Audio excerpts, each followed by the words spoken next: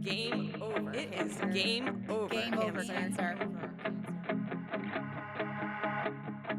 I'm Val Solomon, Director of Program Impact at Cannonball Kids Cancer Foundation. And I'm Dana Nichols, Executive Director of CKC. Game Over, Cancer, a podcast dedicated to exploring conversations about pediatric cancer research, solutions, and inspiring family stories. We're a nonprofit dedicated to creating innovative treatment options for kids fighting cancer and educating for change. By creating a space for these conversations, we empower the community to take action and provide tangible hope.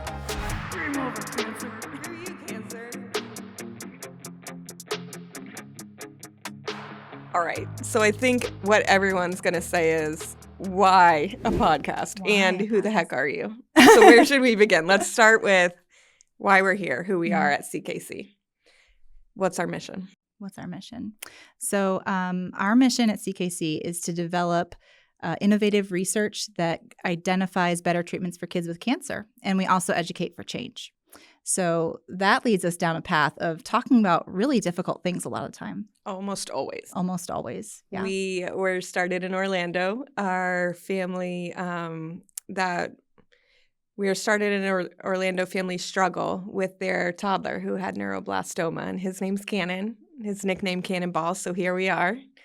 And every day we fight not just for Cannon, but for every child who has, is, or will go through this, and their families.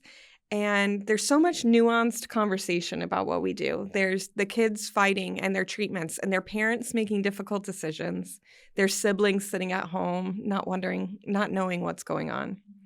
So where do we even start to distill that into, here's your social media post, here's the letter in the mail that you know we're important. Our mission is critical, and we need your help. Yeah. So we raise funds every year to fund research. And then we also identify researchers across the country and across the globe. We have some international researchers that we support. But basically, we spend a lot of time talking about pediatric cancer and making it a topic that is approachable, even though it's difficult, and also hopeful. And I think the thing that sets us apart is something that was rooted in our founding and in that family. It's to tell the truth about pediatric cancer, to describe the reality. And we've also leaned into making sure that people understand the research, or at least share about the research that they're investing in. So we're going to do that a lot with this podcast. We're going to talk to the researchers. We're going to talk to the families that inspire us. We're going to talk to some of the donors and the volunteers that really do make the difference in the work that we do. Yeah, and show you how you can have an impact, because we all have a part to play here, and it's easier than you think. So we're going to talk through that every time too. I think just one next step we can take to make a difference. And I think one thing that just popped into my head, that I have a friend who sometimes calls things brutiful, like when something is brutal but also beautiful. And that's the world we step into all the time. Sometimes it's heartbreaking, and sometimes it's poignant, and sometimes it's hysterical in a very strange way. It's such a multifaceted conversation. It's hard to talk to every person. And then sometimes we sit with a donor, we sit with a family, or we sit in a room full of donors and families, and we get there, and people get what we do, and they know why it's so important, and they want to lean in instead of turn away. And I think for us, we can't obviously have a conversation with every single person on the planet. And I don't know that I want to. But at the same time, if we have a podcast that helps us reach more people, that whenever anyone is ready to plug into this topic, we're here. And it's ready for them. So that's what we're doing today, turning our mission into a longer form conversation and helping people realize that we can talk about cancer, and we can talk about pediatric cancer, and we can make a difference. It's not hopeless. It's not hopeless. And I think one of the things that we are really leaning into with this podcast is honoring the work that our families have done by sharing their story and by being inspirational to us and our mission, but also their stories help inspire others to get involved. So if you're thinking, well, I don't know anybody directly, I've never been touched by pediatric cancer, or you might be thinking, God, this is really needed because I do understand firsthand the brutality of it. There's a spot for everybody in this conversation. And I think one of the things that inspires hope for the families that we've spoken with is when we do things like this and we get people involved who didn't know the reality of pediatric cancer, because quite frankly, until you're diagnosed, your child's diagnosed, you don't understand what's going on and the brutality of it. And I think I've heard it several times from various families, but they all have said, I wish I knew. I would have done something before it was my child. So for us to sit here and have these hard conversations, but do it in, a really hopeful way and get folks involved, I think that's inspiring to our families. I think it's so needed. And I think it shows that we can all do hard things when we're working together. Absolutely. So I think the obvious to me next step is to talk about what we didn't know. Because until I started viewing Cannonball Kids Cancer as a donor and an outsider, and then coming to work here, I had no idea. I think there's no question that we know it's sad when a child has cancer. It's horrible that nobody wants to even worry or think that that could happen to their child. It is so hard. And yet, there is so much we had no idea about. So for me, one of the most startling things was realizing that there's only been 4 treatments in the past 40 years made for children who are fighting pediatric cancer. That most treatments kids are getting are dosed down adult meds into their tiny bodies. And so when I think about a child who has a whole life to live, hopefully, and has a whole body to grow into, it's just unacceptable. Yeah, it is. It's brutal. It's for those of us who don't have a direct impact or a direct connection for pediatric cancer, but who may have been touched by adult cancer.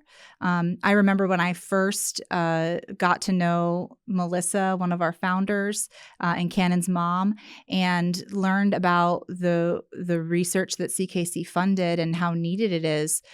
I had the experience of my dad having cancer twice and then eventually dying.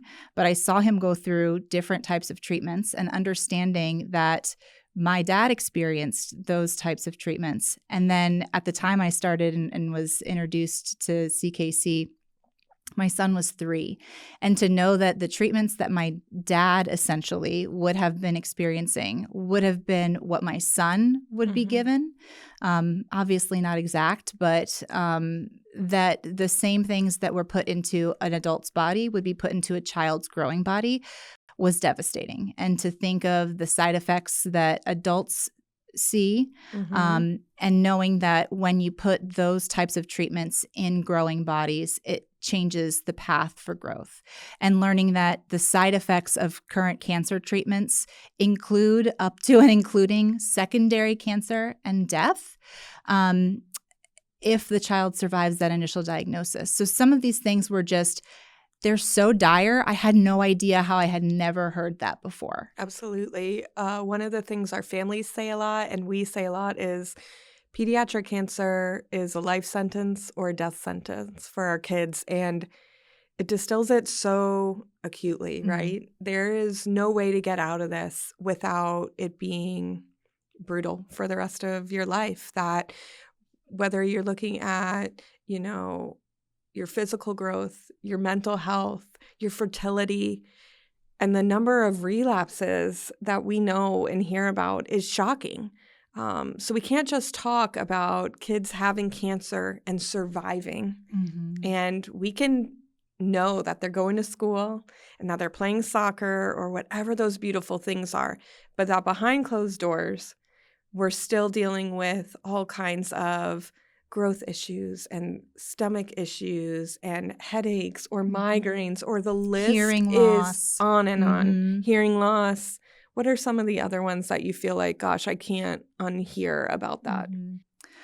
I mean, I think we listed them all, and just knowing that it does not matter what type of cancer you had, where it was in your body, typically those treatments affect everything. We have a story that one of our families shared that, the child was losing their teeth because of the radiation that they had received.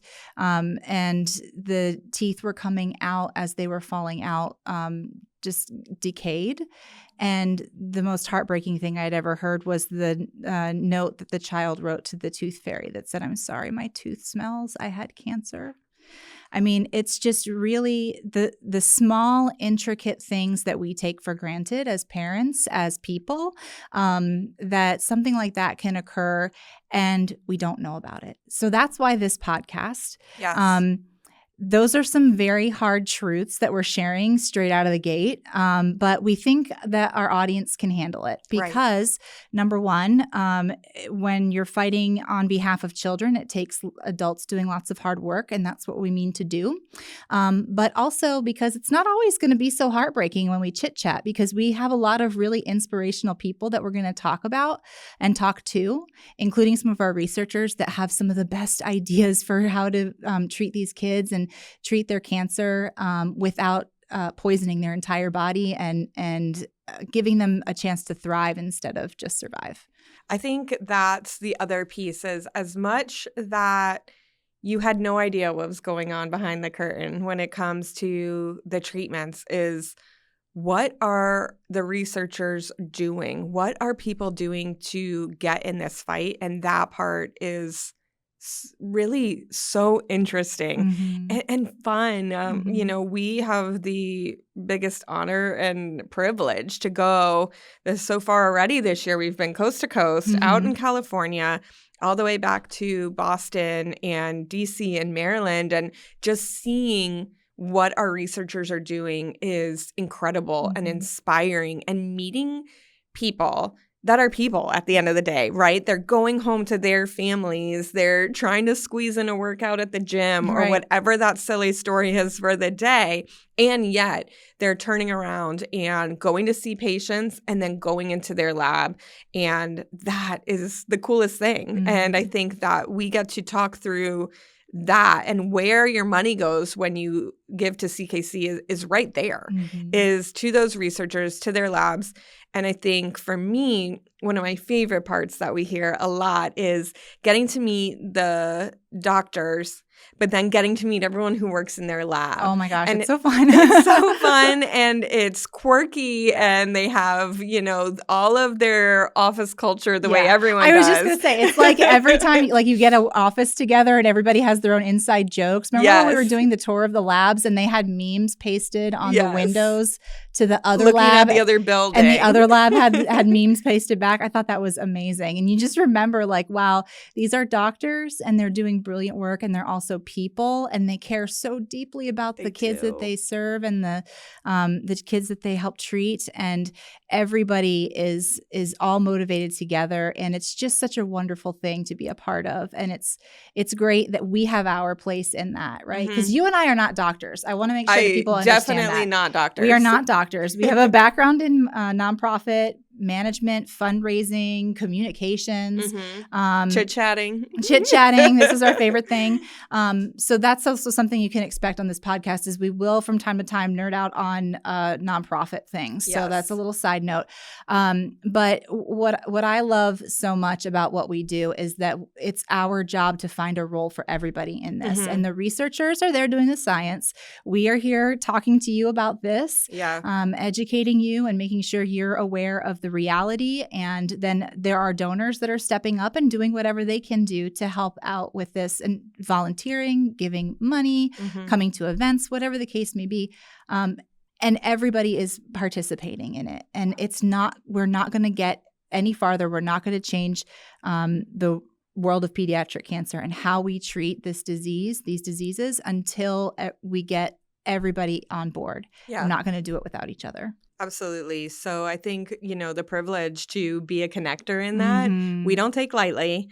The privilege to get to nerd out together, we also don't take lightly. No, it's very serious for me. Very serious. And to be with our families and walk the walk with them, what they go through and what they choose to share and become advocates and become huge parts of our stories is such an honor. Mm-hmm. So we juggle that all and hopefully have a few laughs in between and get to tell everyone about their impact and how they get to be part of it, because it always comes down to just one next step that any of us can do to help solve what sounds like an unsolvable problem. So that's our first episode. That's who we are. And this is our podcast. Wait, it's Game Over Cancer. Did we explain why Game Over? Well, why Game Over Cancer? Because it's done. The game is over. Has been. Cancer has taken enough from our families, enough lives. It's too much at stake. And so it's done. Game over, cancer. Game over. We need you with us. We hope you'll stick with us. Share, like, subscribe, tell people about this podcast. And until next time, thank you for joining our fight. Join us as we transform fear into courage and turn adversity into opportunities for change. If you want to be involved in the conversations that create change in the world of pediatric cancer, take a moment, share, like, and subscribe.